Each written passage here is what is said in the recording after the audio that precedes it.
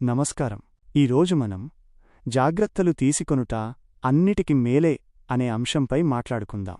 మన జీవితంలో జాగ్రత్తగా ఉండటమనేది చాలా ముఖ్యం.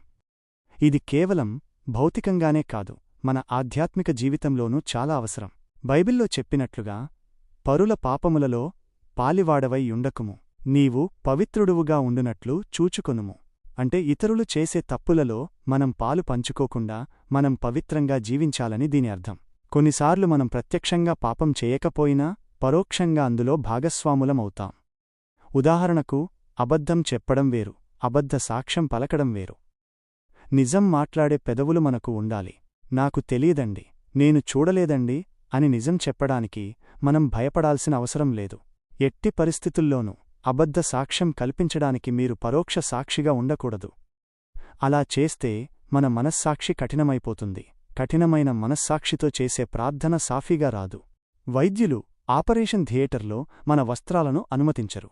మనం వాటిని వేడినీటిలో ఉతికి ఇస్త్రీ చేసినా సరే. ఎందుకంటే ఎంత జాగ్రత్తపడినా వాటిపై ఏదో ఒక క్రిమి ఉండవచ్చు. అలాగే జాగ్రత్తలు పాటించని తల్లివల్ల బిడ్డకు ఇన్ఫెక్షన్ రాదని మనం చెప్పలేం. కొంతమంది తల్లిదండ్రులు తమ పిల్లలకు విషబీజాలు నాటుతారు. కాని మనం మన పిల్లలను దేవుని కొరకు గొప్ప కార్యములు చేయుటకు వెనుకాడని వారిగా పెంచాలి. పవిత్రమైన పెదవులు అంటే అబద్ధమాడలేనివి. మనకు అలాంటి పెదవులు ఉంటే మనం మన పిల్లలకు కూడా పవిత్ర జీవితాన్ని వారసత్వంగా ఇవ్వగలం. ఏ విషయంలోనూ మనం రాజీ పడకూడదు.